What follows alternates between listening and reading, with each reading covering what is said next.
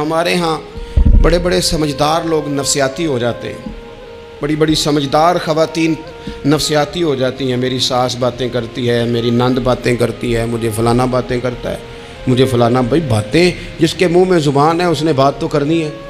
اب آپ نے کیوں یہ دعویٰ کر لیا ہے کہ آپ اتنے اونچے چلے جائیں کہ آپ کو بات ہی کوئی نہ کرے؟ کیا حرج ہے اس میں؟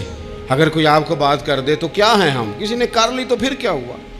اس کا اتنا اثر قبول کرنا کہ ساری رات سونا ہی نہ، پریشان ہو جانا۔ اور بعض لوگ ایسے ہیں جنہیں اتنی باتیں نہیں ہوتی جتنی انہیں ٹینشن ہوتی ہے، یعنی وہ دو بندے کونے میں کھڑے ہیں تو میری ہی بات کر رہے ہیں، اور بھائی وہ اتنا اہم نہیں ہے، انہیں کوئی اور کام بھی ہو سکتا ہے، تیری بات ہی انہوں نے کرنی۔ بلا وجہ لوگ سمجھتے ہیں کہ میں بڑا اہم آدمی ہوں، وہاں بھی مجھ پہ تبصرہ ہو رہا ہے، یہاں بھی ہو رہا ہے۔ اس پہلو سے باہر آئیں، اس کمپلیکس سے نکل آئیں۔ ابن حزم کہتے ہیں کہ مصر میں ایک تاجر بڑا کامیاب ہو گیا تھا، بڑا کامیاب تاجر ہو گیا۔ تو زندگی میں جتنے لوگ بھی کامیاب ہوتے ہیں ان سے حسد ہوتا ہے، اس سے بھی اس کے ارد گرد کے لوگوں نے حسد شروع کیا۔ اب تاجروں نے پلاننگ کی کہ اسے خراب کیسے کرنا ہے۔ وہ ایک دن اپنے گھر سے نکلا، سفید کرتا سفید پگڑی باندھ کے باہر۔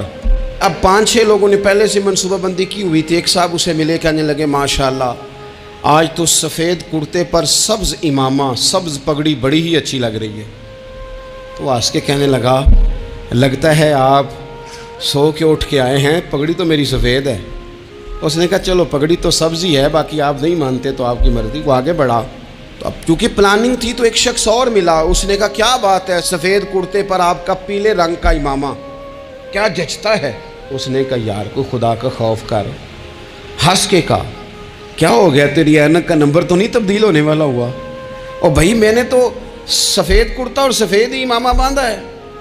اب 2-3 لوگوں کی دفعہ تو وہ مسکرایا، لیکن وہ ڈھیر سارے لوگوں نے منصوبہ بندی کی تھی۔ وہ جب چوتھے کے پاس گیا تو اس نے بھی کہا کہ کیا بات ہے سفید کرتے پر پیلے رنگ کے امامے کی؟ اس نے کہا پیلا کہاں ہے؟ اب وہ غصے ہونے لگا۔ اب وہ چھٹے کے پاس گیا تو اس نے کہا جناب کیا بات ہے سفید کرتا اور کالا امامہ؟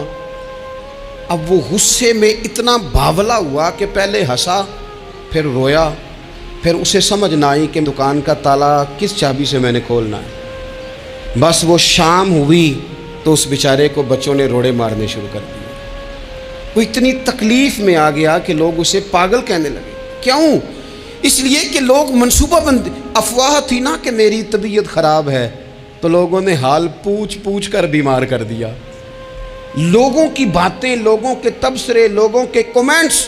بولے امام شافعی، امام شافعی فرمانے لگے لوگوں کی باتیں پتھروں کی طرح ہوتی ہیں، یہ روڑوں کی طرح ہوتی ہیں، اگر انہیں کمر کے اوپر رکھ لو گے نا تو یہ تمہاری کمر توڑ دیں گی، اور اگر تم ان کو اپنے پیروں کے نیچے رکھ لو گے تو تمہارا قد اونچا ہو جائے گا۔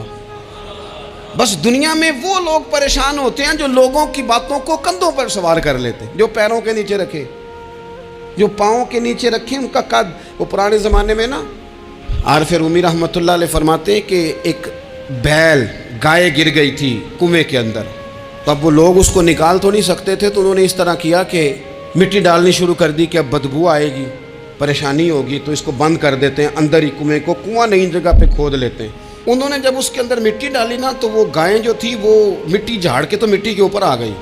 انہوں نے پھر مٹی ڈالی تو وہ تھوڑی اور اوپر آ گئی، اور مٹی ڈالی تو اور وہ مٹی ڈالتے گئے اور گائیں وہاں سے کنویں سے باہر آ گئی۔